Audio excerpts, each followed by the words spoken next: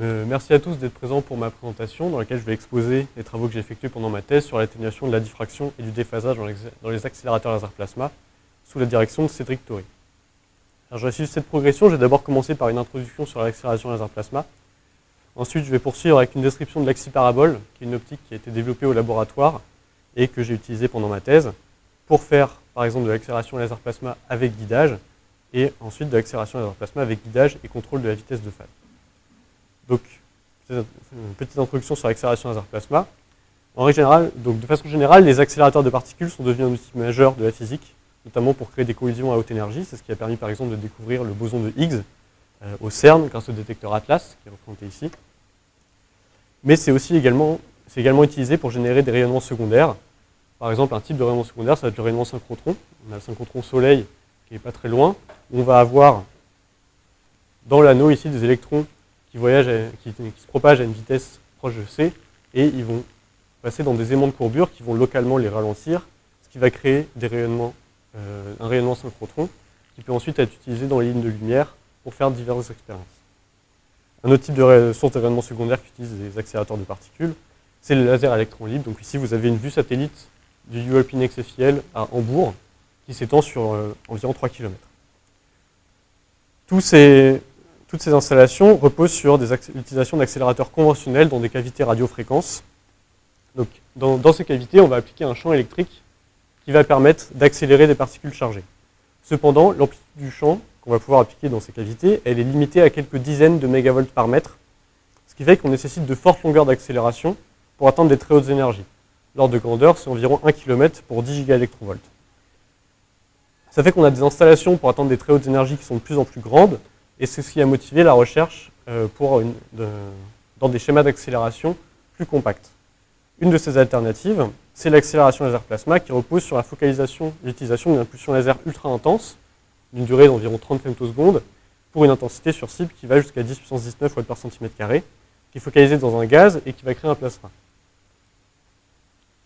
Au cours de la propagation, l'impulsion laser, ici en vert, va se propager dans le plasma. Donc ici, c'est une carte de densité pendant la propagation. L'impulsion laser va éjecter les électrons hors de l'axe, ce qui va créer une cavité dans le sillage de l'impulsion, dans laquelle vont être générés des champs électriques de haute amplitude, environ 3 à 4 ordres de grandeur supérieurs à ceux qui sont générés dans les accélérateurs conventionnels. L'ordre de grandeur, dans ce cas-là, pour l'accélération, c'est plutôt 30 cm d'accélération pour atteindre 10 gigaélectronvolts. Si on regarde plus en détail la structure de la cavité, on a une région qui va être accélératrice pour les électrons à l'arrière et décélératrice à l'avant. Et la difficulté, ça va être de tirer avantage de ces champs de haute amplitude sur des longues distances afin d'atteindre des très hautes énergies. Ça va être l'objectif de ma thèse, d'augmenter la distance d'accélération. Il y a plusieurs phénomènes qui limitent la distance d'accélération. Dans le cadre de ma thèse, je me suis intéressé à deux d'entre eux. Le premier qui va nous intéresser, c'est la diffraction. Tout simplement, le faisceau laser va diffracter au cours de la propagation, et donc l'intensité va diminuer au cours du temps, ce qui fait que l'intensité n'est plus assez forte pour générer une onde de sillage. Et donc l'accélération va s'arrêter. La distance d'accélération, dans ce cas-là, est de l'ordre de la longueur de relais de l'impulsion.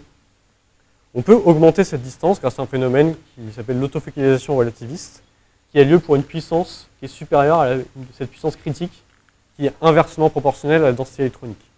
Donc si on veut favoriser le régime d'autofocalisation, on va augmenter la densité électronique. Une autre limite dans les accélérateurs laser plasma, c'est le déphasage. Le déphasage, il est dû au fait que l'impulsion laser se propage à une vitesse de groupe qui est inférieure à c dans le plasma, alors que les électrons, eux, sont accélérés à des vitesses relativistes, donc proches de c. En pratique, on a donc des électrons qui vont plus vite que l'impulsion laser dans le plasma et qui vont finir par sortir de la zone accélératrice du champ. Si on veut réduire cet effet, il faut que la vitesse de groupe du laser soit plus proche possible de c, et donc il faut réduire la densité électronique.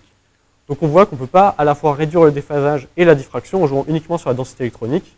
Il faut introduire un autre paramètre dans le système. Cet autre paramètre, dans le cas de ma thèse, il est introduit par l'axi-parabole. Alors une axi-parabole, qu'est-ce que c'est? C'est une optique qui a été développée pendant la thèse de Slava Smartsev et Costa Obori au laboratoire. C'est une optique en réflexion qui va permettre de focaliser un faisceau le long d'une ligne focale et de générer un quasi-faisceau de Bessel. Donc si on prend une vision d'optique géométrique, on a différents rayons qui sont réfléchis à différentes positions radiales sur la surface du miroir, qui vont être focalisés à différentes positions Z le long de l'axe optique. peut établir une correspondance directe entre la position radiale et la position de focalisation F, et la définition de Z de R, donc comment on répartit les rayons le long de l'axe, va impacter la distribution d'intensité le long de la ligne focale.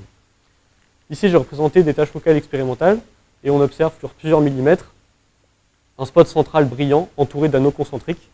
Et ces anneaux concentriques sont dus aux interférences entre différentes parties du faisceau. On peut simuler la propagation d'un faisceau focalisé par une axi-parabole en utilisant le module axi-propre qui a été développé au laboratoire par Igor Andriash. Donc c'est ce que j'ai fait en considérant, comme pour ces paramètres, un faisceau uniforme, un faisceau incident avec un profil radial uniforme pour une axi-parabole avec une intensité constante et une focale de 200 mm. La première chose qu'on observe, c'est qu'on a bien un plateau d'intensité sur, dans ce cas-là, une dizaine de millimètres. Et on a également des oscillations d'intensité au début et à la fin de la ligne focale. Ces oscillations, elles peuvent être problématiques pour les applications. Et donc la première étape, ça va être de voir comment on peut s'en débarrasser. Ces oscillations, elles sont dues à des interférences entre différentes parties du faisceau. Et plus précisément, au bord, ça va être dû à la transition abrupte d'intensité. Donc ici, c'est le profil radial en noir uniforme. Et on va aussi avoir des interférences entre les différentes parties du faisceau au centre du faisceau. Une façon donc de corriger ces oscillations, ça va être d'avoir un profil radial plus doux, donc en ayant déjà une chute d'intensité un peu plus réaliste et douce, non pas une chute brute. Et au centre, on va implémenter un faisceau avec un trou, puis une rampe gaussienne qui monte vers un plateau d'intensité. Et en simulation, en mettant ce profil radial modulé, on observe que sur le profil d'intensité axiale qui en découle, on s'est débarrassé de ces oscillations. Donc ça, c'est un travail que j'ai fait en simulation, mais je l'ai aussi fait en expérience, en utilisant un modulateur spatial de lumière en configuration de modulation d'amplitude. Donc un modulateur spatial de lumière, c'est un appareil qui permet de modifier localement la polarisation d'un faisceau incident. Et quand on le combine avec un polariseur, ça fait donc un masque programmable. Et donc, c'est exactement comme ça que je l'ai utilisé. Donc, on module le profil radial incident, on focalise le faisceau sur une axi-parabole et on peut observer la tâche focale qui en résulte au plan focal. En bleu, ici, vous avez un profil qui est non modulé, et donc on observe bien les oscillations qu'on observait en simulation. En orange, vous avez le profil d'intensité qui découle d'un profil radial modulé avec un trou et une rampe gaussienne au centre, ce qui permet de se débarrasser de ces oscillations. Maintenant qu'on a vu comment on peut se débarrasser des oscillations naturellement présentes, on peut aussi s'intéresser à est-ce qu'on peut moduler le profil d'intensité de façon contrôlée. Et donc le cas que j'ai étudié, c'est le cas d'oscillation sinusoïdale d'intensité.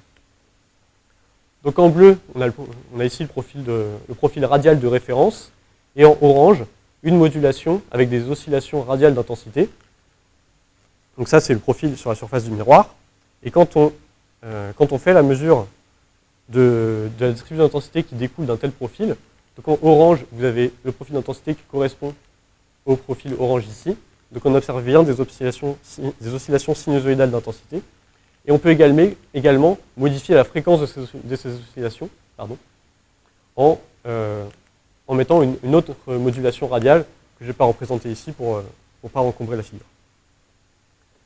Une autre propriété des faisceaux focalisés par une axi-parabole, qui a été également étudiée dans la thèse de Costa, c'est le profil de vitesse le long de la propagation. Ce profil de vitesse, il peut être différencé, et c'est dû au fait que si on prend deux rayons qui sont réfléchis à deux positions radiales différentes, la différence de marche entre ces deux rayons va être différente de la différence de points de focalisation entre les deux. Ce qui fait qu'on a un profil de vitesse qui suit cette loi, où on peut remarquer qu'il est supraluminique et accélérateur le long de la propagation. Si on prend comme exemple une axi-parabole avec une intensité constante et une focale de 200 mm, on observe un profil qui augmente linéairement le long de la propagation. On peut également contrôler ce profil de vitesse grâce à l'introduction d'un délai radial, ici, taux de R, qui va correspondre à des couplages spatio-temporels.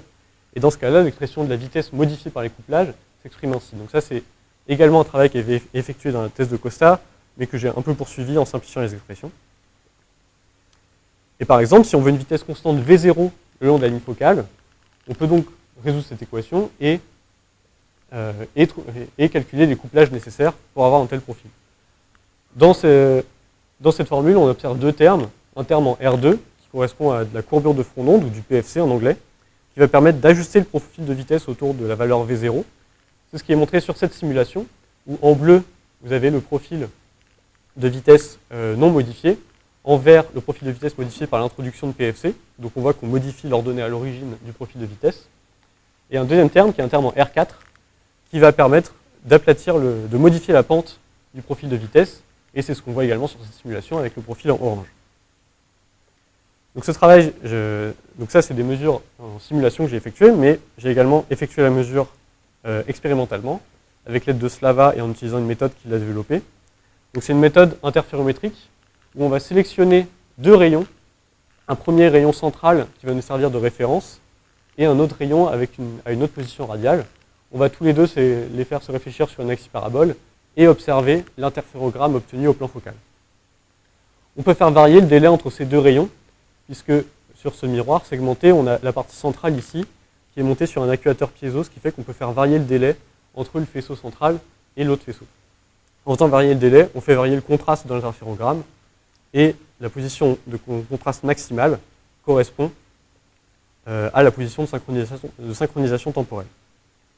En faisant cette mesure pour différents rayons R, ce qui correspond à différentes positions Z le long de l'axe optique, on peut donc mesurer la différence de vitesse par rapport au rayon central qui lui se propage assez. J'ai fait cette mesure pour plusieurs valeurs de PFC, introduites à l'aide d'un doublet chromatique afocal qui avait été designé pour le laser salle jaune et donc qui a introduit une quantité connue de PFC. Donc vous avez ici les points expérimentaux ainsi que les courbes théoriques. Et ce qu'on observe, c'est que le PFC permet bien de modifier l'ordonnée à l'origine du profil de vitesse.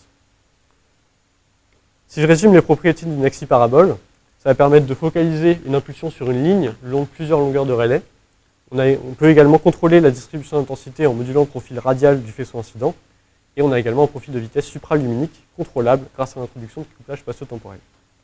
Dans le reste de ma présentation, ce qui va nous intéresser, ça va être la première propriété, la focalisation sur une ligne. Et on va voir, et je vais vous expliquer comment on peut l'utiliser pour de l'accélération laser plasma. Tout d'abord pour éviter la diffraction. Donc afin d'éviter la diffraction, on veut guider l'impulsion laser le long de la propagation. Et dû à la forte intensité qu'on utilise, on ne peut pas utiliser un guide d'onde standard comme une fibre. Il faut créer un guide d'onde plasma. Ce guide d'onde plasma, ça correspond à une modulation du profil radial de densité. Ici, c'est ce qui est représenté ici. Où on a un minimum de densité sur l'axe qui va correspondre à un maximum d'indice optique. Et donc ce profil radial de densité va agir comme une lentille ou comme une fibre à gradient d'indice qui va permettre de guider l'impulsion.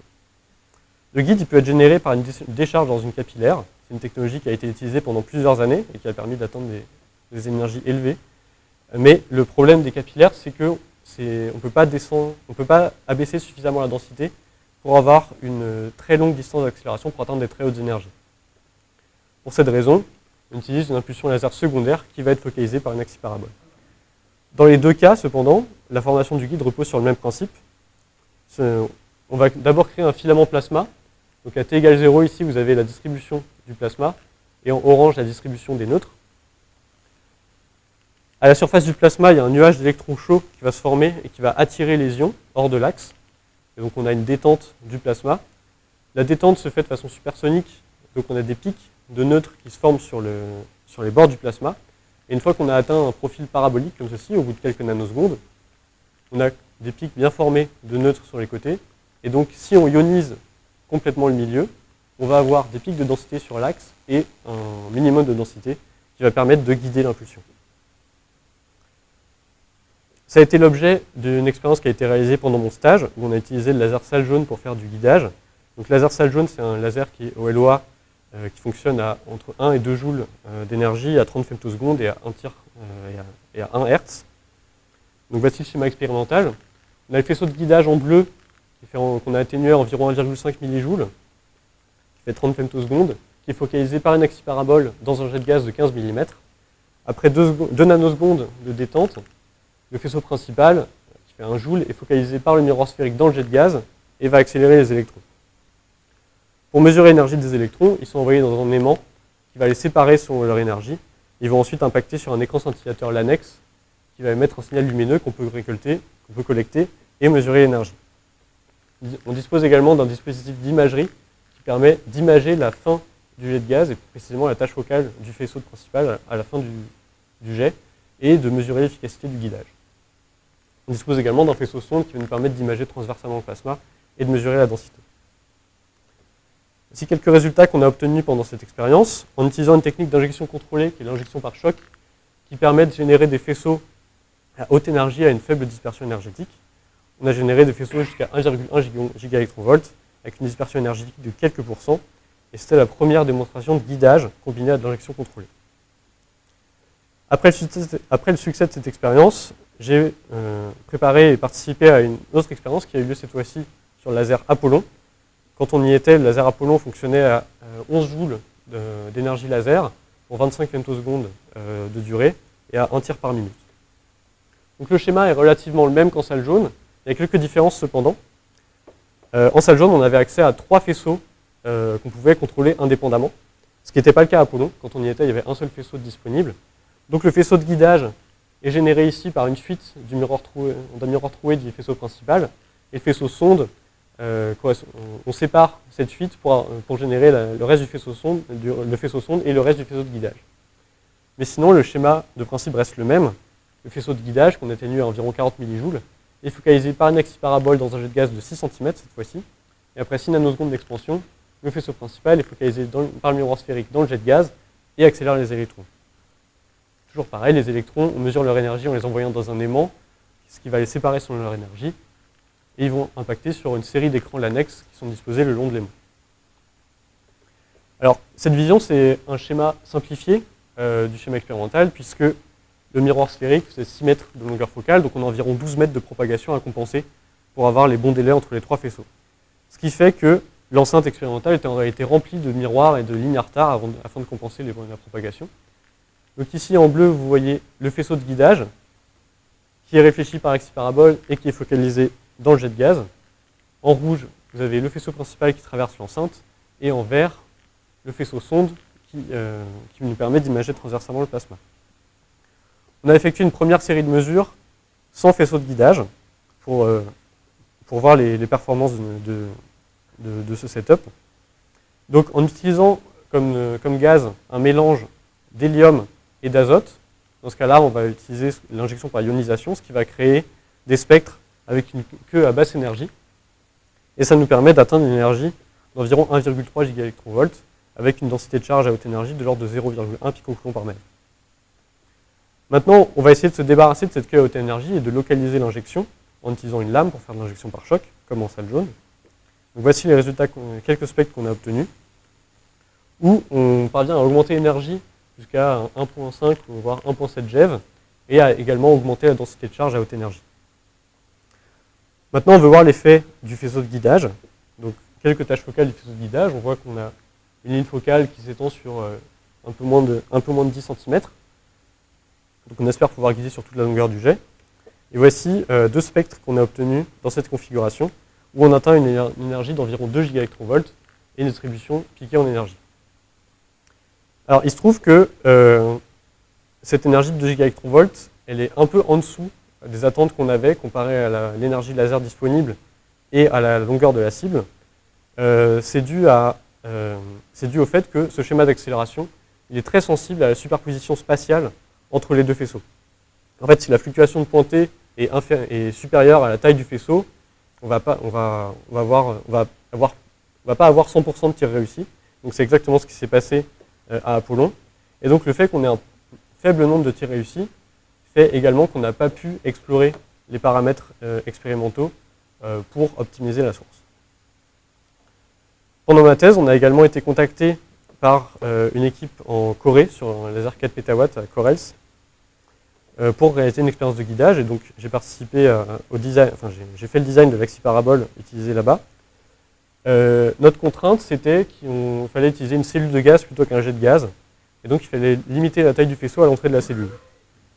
Ça a mené à une adaptation du design de l'axi-parabole, où dans toutes les axi-paraboles que je vous ai présentées jusqu'à présent, on focalisait, le début de la ligne était composé de rayons focalisés au début par des rayons internes, et la fin de la ligne était constituée par des rayons externes.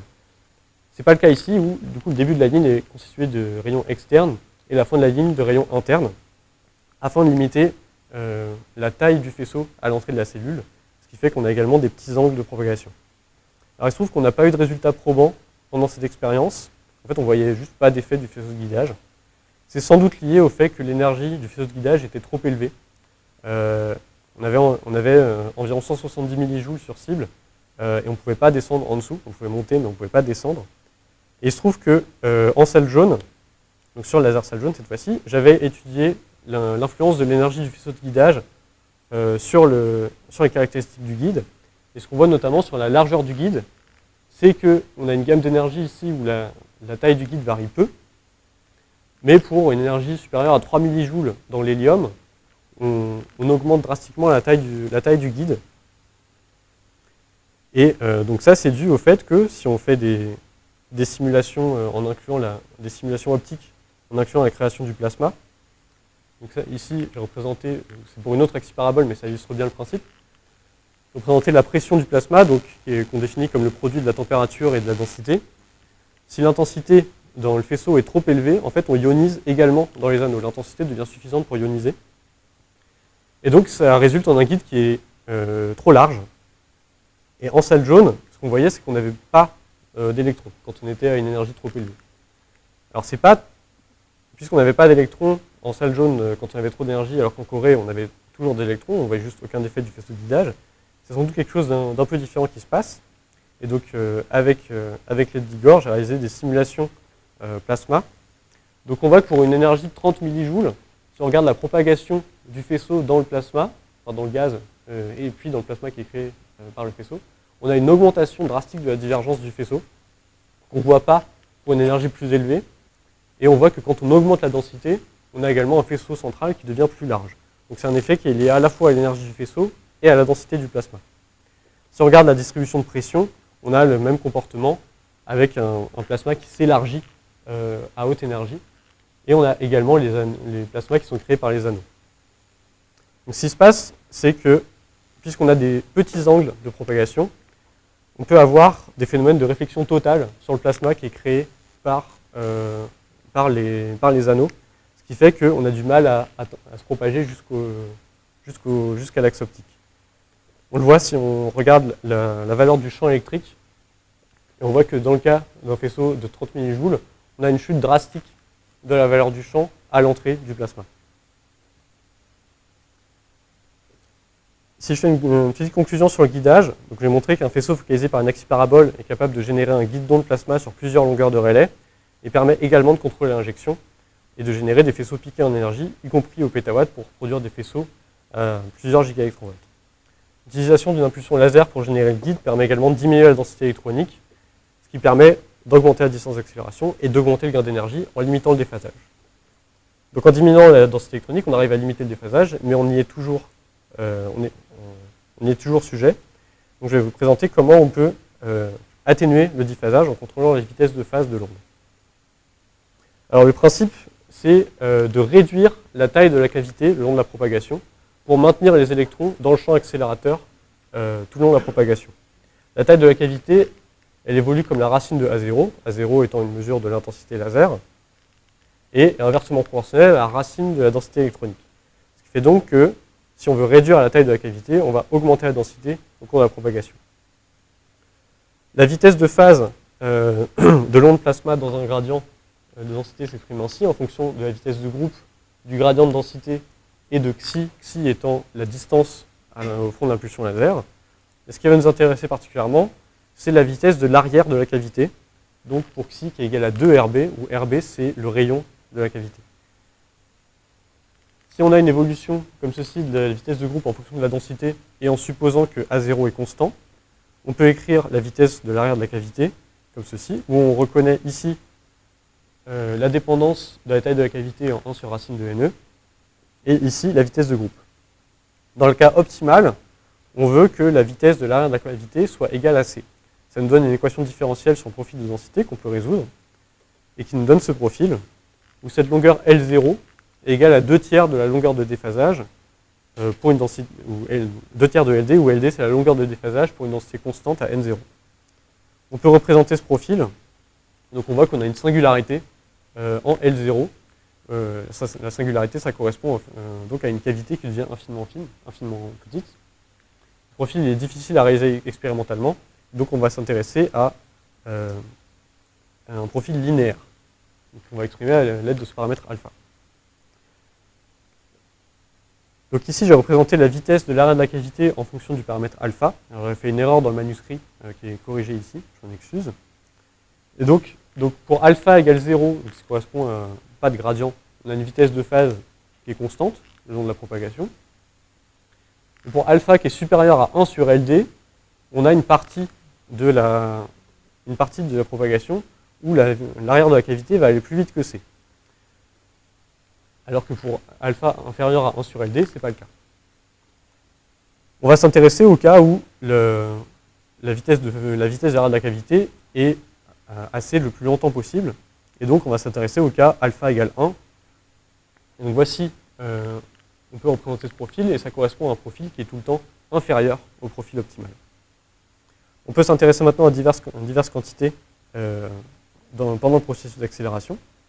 Donc si on regarde la phase d'un paquet d'électrons injectés à l'arrière de la cavité, donc à phi égale 2pi, à z égale 0, donc au début de la propagation, dans le cas d'un profil constant, puisque le paquet d'électrons va plus vite que l'impulsion laser, on a une phase qui diminue au cours de la propagation, et qui entre dans la zone décélératrice du champ à z égale LD. Dans le cas optimal, on a calculé le profil optimal pour que la phase reste constante, donc c'est exactement ce qu'on a. Et dans le cas linéaire, on voit qu'on suit au début le cas de la phase obtenue dans le cas constant, mais qu'on en dévie, et que finalement on atteint la limite de déphasage plus rapidement. Si on regarde maintenant le champ accélérateur, l'amplitude du champ accélérateur diminue dans le cas constant, ça c'est toujours dû au déphasage classique. Dans le cas optimal, elle augmente au cours de la propagation. Ça, c'est dû au fait qu'on augmente la densité, donc on augmente l'amplitude du champ. Et dans le cas linéaire, au début, on suit la trajectoire optimale, et puis, comme pour la phase, on en dévie et on diminue l'amplitude du champ.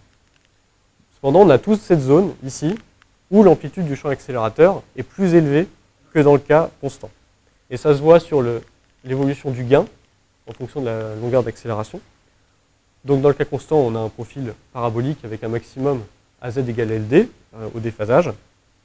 Dans le cas optimal, on a un profil qui atteint 2 fois le gain maximum comparé au cas constant. Et dans le cas linéaire, on a un gain d'environ 40% au pic de déphasage. Alors ce modèle, cependant, il ne prend pas en compte l'évolution de l'intensité. Or, il y a divers phénomènes, comme l'autofocalisation relativiste, qui peuvent faire évoluer l'intensité du laser au cours de la propagation. Donc pour prendre en compte cet effet, j'ai effectué des simulations pics pour différentes densités. Alors ce qu'on voit sur ces figures, sur la première colonne, on a l'évolution de l'énergie du paquet d'électrons au cours de la propagation, ici en abscisse. Sur la deuxième colonne, j'ai représenté en ordonnée la propagation Z, et en abscisse, la coordonnée Z-CT, qui correspond à la coordonnée mouvante de la fenêtre de simulation qui va à C. Et la color map représente le champ EZ sur l'axe. En rouge ici, vous avez la position Z des électrons qui sont représentés ici. Et en bleu, alors on ne voit pas très bien sur le vidéoprojecteur, mais c'est le maximum du champ EX que j'assimile au front de l'impulsion laser, au maximum du champ laser. Et la dernière colonne, on a l'évolution du A0 le long de la propagation. Alors, ce qu'on voit sans gradient, c'est qu'on est très loin du déphasage, et que donc si on voulait voir un effet, on devrait sans doute augmenter la distance. Mais en mettant un gradient optimal, ici, donc on injecte dans la deuxième cavité, et pas dans la première. Dans la deuxième cavité, la variation de la vitesse de phase est 2 fois plus importante, et on atteint une énergie qui est plus élevée que dans le cas sans gradient. Et dans le cas où le gradient est trop fort, ici 3 sur LD, on observe que soit la deuxième ou la première cavité, en fait, l'arrière de la cavité va plus vite que C.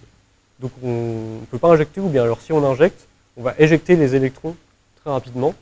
Et donc, ce qu'on fait, c'est qu'en fait, on injecte plus tard, à environ la moitié de la propagation. Mais comme les champs électriques sont plus importants, puisqu'on est à une densité plus élevée, on atteint la même énergie à peu près environ la même énergie, de l'ordre de 1 gigaélectronvolt, que dans le cas précédent, mais sur une distance d'accélération qui est 2 fois plus faible. Et donc si on représente avec notre modèle la vitesse de l'arrière de la cavité, on a bien ce comportement où, pour le fort gradient, on a toute une partie de la propagation où la vitesse de l'arrière de la cavité est supraluminique. Si on continue à augmenter la densité, bon, on se rapproche du déphasage dans le cas constant, on voit qu'on augmente également l'énergie. Pour ce premier gradient, on a également un gain d'énergie par rapport au cas sans gradient, et pour un plus fort gradient, on voit qu'on accélère le déphasage, ce qu'on voyait également dans notre modèle. On voit également aussi qu'on a un pic d'autofocalisation à la fin, qu'on peut corréler avec une augmentation de la taille de la cavité ici, donc un ralentissement de la vitesse de phase, qui va donc accélérer encore le déphasage. Dans ce cas-là, par contre, on arrive à maintenir les électrons dans le champ accélérateur, même si ici on voit qu'ils passent très proche de la séparatrice. Si on augmente encore la densité, bon bah là on est à la limite de déphasage dans le cas constant. Pour un faible gradient relativement, on voit qu'on accélère encore le déphasage, et on a également un pic d'autofocalisation qu'on peut corréler à un ralentissement de la vitesse de l'arrière de la cavité. Et dans le cas d'un gradient un peu plus fort, on voit qu'on a des électrons qui sont accélérés, qui sont injectés dans la deuxième cavité, qui vont déphaser dans leur cavité et qui vont traverser la séparatrice entre la première et la deuxième cavité. En traversant cette séparatrice, ils vont subir une augmentation de la divergence, puisqu'ils vont traverser une surdensité électronique, donc ils vont subir un champ défocalisé. Et c'est ce qui est représenté ici, où cette trajectoire, où ils vont ensuite être réaccélérés dans la première cavité. On voit également que le pic d'autofocalisation est corrélé à une augmentation une diminution de la vitesse de phase de l'arrière de la cavité. Et voici les vitesses de phase qu'on avait pour notre modèle. Donc si je fais un petit point sur les résultats des simulations numériques, on observe bien un déphasage qui est accéléré dans le gradient, comme notre modèle le prédisait au début. L'énergie au pic de déphasage, elle est tout le temps plus élevée que l'énergie atteinte sans gradient ou au pic de déphasage, enfin que l'énergie atteinte sans gradient sur toute la longueur de la propagation. Et on a un effet de l'autofocalisation relativiste sur la taille de la cavité. Donc ça, c'est un travail que j'ai réalisé numériquement, mais j'ai également fait l'expérience. Mais la première étape pour refaire l'expérience, c'est comment générer un gradient de densité. Alors j'ai opté pour une méthode un peu simple, qui est tout simplement de monter la buse sur un moteur en rotation, ce qui va me permettre d'avoir un angle entre l'axe de propagation du laser et la buse. C'est ce qui est représenté sur cette ombroscopie. Vous avez ici le plasma créé par le laser, l'ombre de la buse, l'ombre de la lame qui va créer un choc. Ici, vous avez l'effet du choc sur le plasma. Et la lame va aussi nous servir à scanner la longueur d'accélération en translatant la cible comme ceci. Et la lame va donc boucher l'avant de la buse et réduire la longueur d'accélération. Voici un exemple de profil qu'on peut obtenir avec cette technique. On obtient bien un profil qui augmente linéairement. Alors, les spectres obtenus, donc ça c'est les spectres obtenus sans gradient sur une cible de 15 mm. Alors on obtient des faisceaux très chahutés, dans notre cas qui atteignent environ 1 gigaélectronvolt. Alors, quelques remarques là-dessus. Pendant cette expérience, on a eu du mal à trouver des bonnes conditions pour créer des faisceaux piqués en énergie. Et donc voilà, on a quand même poursuivi l'expérience pour voir l'effet du gradient. Et puisqu'on avait donc des faisceaux finalement assez peu stables, j'ai pris le parti de montrer que les deux meilleurs tirs par position. Et enfin, ces cartes sont montrées en échelle log pour qu'on puisse voir la partie à haute énergie. Si on applique un gradient, donc on voit qu'on a une queue à haute énergie pour des longues distances d'accélération. Pour des distances plus courtes, on a une augmentation de la divergence à haute énergie qui pourrait être reliée à la traversée d'une séparatrice entre les deux cavités. Et on semble avoir un optimum autour de 13 mm où on atteint entre 1,5 et 1,8 gigaélectronvolts, puis une diminution, voire stagnation pour des longueurs plus élevées. Si on augmente le gradient, Là, cette fois-ci, on a une corrélation claire entre la distance d'accélération et l'énergie pour une densité qui est du même ordre de grandeur que précédemment. Mais l'énergie est plus faible que dans le cas précédent. Et donc ça, c'est sans doute dû à une injection tardive qui est causée par le gradient qui est trop fort. Et donc, il y a une vitesse de phase qui est supraluminique au début de la propagation, ce qui fait qu'on n'arrive pas à garder les électrons injectés, ou qu'on n'arrive pas à injecter tout court. On a quand même réussi à augmenter l'énergie dans la slide précédente par rapport au cas sans gradient sur une distance plus courte, 13 mm au lieu de 15 mm. Les prochaines étapes pour ce schéma, ça serait de réussir à améliorer l'injection pour avoir des résultats plus clairs. En conclusion, j'ai montré pendant ma thèse que l'implémentation du guidage avec injection contrôlée au pétawatt a permis de produire des spectres piqués en énergie à plusieurs gigaélectronvolts.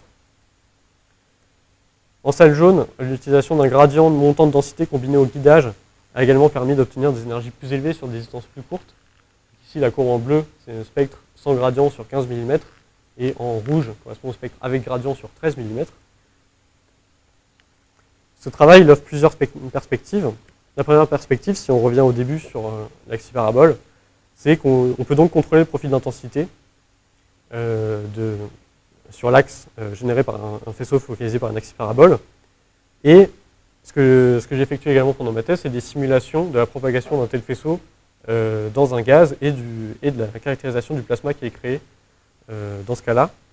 Et donc ce que j'ai observé, pour une modulation sinusoïdale d'intensité, on obtient également une modulation sinusoïdale de la densité électronique. Donc ça ouvre la voie à potentiellement contrôler de manière fine le profil de densité, par exemple pour optimiser la vitesse de phase et le déphasage. L'autre perspective, elle est apportée par le contrôle du profil de vitesse de la propagation d'un faisceau focalisé par un axe parabole pour faire de l'accélération sans déphasage. Alors ce qu'on voit sur ce schéma, en vert ici vous avez le faisceau laser qui est focalisé par un axe parabole dans un plasma. Donc, le faisceau est représenté ici en vert. Vous avez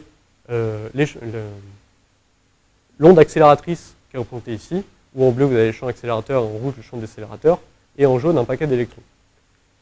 Si on a une propagation du faisceau où on n'ajoute pas de couplage pour contrôler la vitesse, et qu'on peut avoir donc un profil de vitesse qui est inférieur à C, on va déphaser comme dans le cas classique. Enfin, pas classique, mais comme en focalisant avec un miroir sphérique. Mais maintenant, si on ajoute les bons couplages pour avoir un pic d'intensité qui se propage à C dans le plasma, on peut maintenir les électrons dans le champ accélérateur tout le long de la propagation. Et donc ça, c'est un sujet de recherche qui est très actif, avec plusieurs communautés qui font des recherches là-dessus dans le monde, et ça va être l'objet de la thèse de mon successeur. Merci de votre attention.